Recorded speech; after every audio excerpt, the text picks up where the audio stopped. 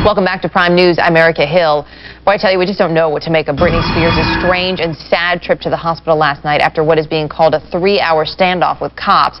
What provoked her to supposedly hold her children hostage when it was time to return them to their father, Kevin Federline? These are some images you're looking at, actually, from last night's event. In one of them, you can even see Britney's leg is in a restraint.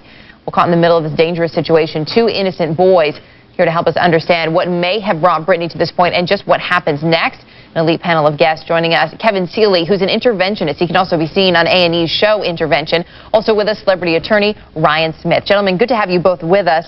I want to start with you, Ken. When you look at this, now we have to preface, we don't know exactly what brought Britney to this point, but if you look at her history, there is no doubt that this woman is leading a troubled life.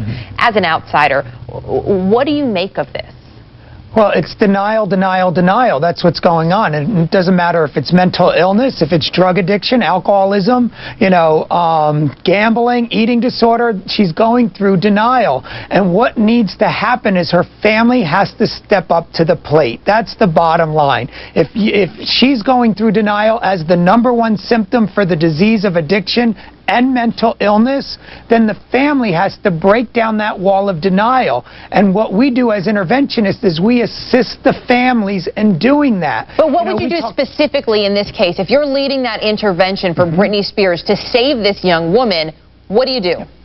The family really needs to contact a professional because we would guide them. What I would do personally for her is I would have them go to the doctors and say, please do not let my daughter out of here. You could see by her example from the past that she is in danger to herself and to others. And if you let her out of here, I'm going to hold you responsible because she exhibited all this behavior for so long. Please help us save her life. She needs to be properly medicated. She needs to be properly diagnosed.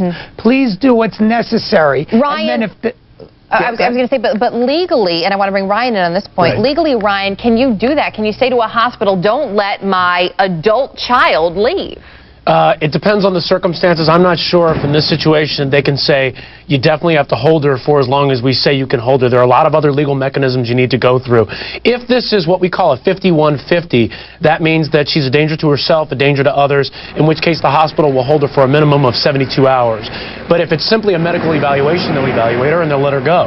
Now the family can, as your other guest was saying, the family can put her in another hospital, pay for her to stay there, try to put her in another type of institution and say, look, we need to have her committed for a certain period of time. I doubt that will happen here because of the family's inability to really influence her so far, and because she's not a minor. She's a 26-year-old person, and it's not as if you can say, well, her actions are completely outside of the realm of reasonability. See, the thing is here, she was, carted away. She had a breakdown. If I'm her lawyer, maybe defending her on this, trying to come back, I'm saying divorce and custody battles are a difficult thing. People have troubles.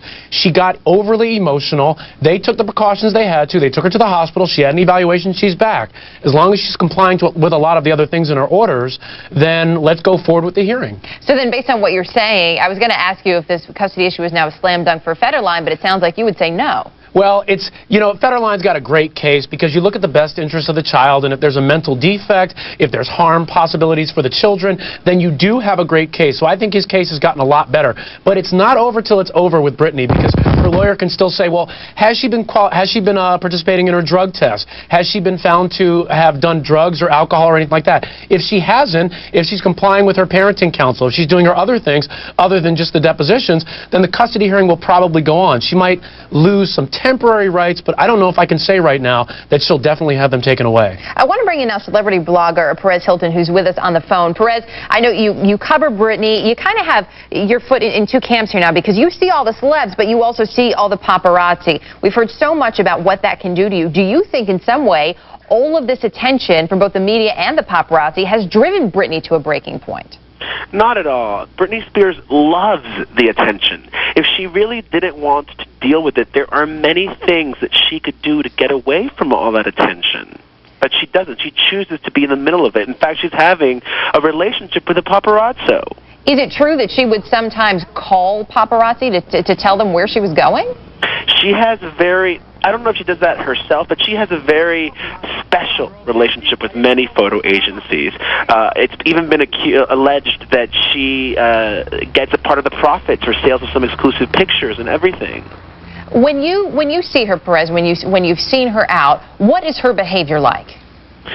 Well, she hasn't been going out to clubs that much anymore, which is a good thing. Instead, she's just kind of been roaming around Los Angeles, behaving very erratically, going out really late at night, acting up in front of the paparazzi, craving that attention, trying to behave even crazier than normal to get more attention. I think that this is her final cry for help. Britney's been speaking to us and her family for a while now, and it took this extreme incident to hopefully change her life. You mentioned you've been speaking to Britney and her family. Have you heard from them since she was taken away on a stretcher? Well, her father is with her now while she's being evaluated. The brother, Brian, her older brother, is reportedly on his way there. And the mother, Lynn, has released a statement just asking people to pray for Britney. Carlos Diaz from Extra, we've actually got you up now. Tried to get you with us a little earlier. Carlos, what have you heard in terms of any new details as to what Britney may in fact be being treated for? Well, as far as what she's being treated for, she's under 24-hour surveillance right now at the hospital, and that's always, you always have to wonder is that surveillance because she's on suicide watch, or is that because of the controlled substance that was supposed to be in her system last night?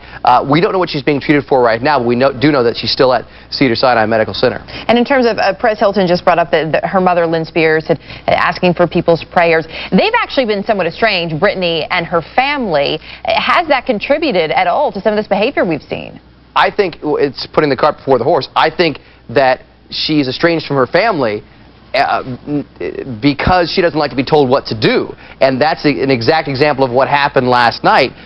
You know, she was told to give the kids back, or at least Jade and James back. She didn't want to give Jade and James back, and then, of course, Mark Vincent Kaplan had to be pulled in and this and that. Britney's never been one, at least in the last few years, to be ordered around. And it's getting very quickly to the point where the courts are going to start ordering her around, and if she doesn't comply, then there's going to be sanctions taken against her. Could be scary. Ryan Smith, got to ask you real quickly. Yesterday we spoke, and I asked you, as an attorney, if you would represent Britney. You said yes at the time. Do you stand by that today? I would still represent her. You know, and it depends on a lot of different factors. I don't think that, based on what we know, we're necessarily looking at a case where she cannot win.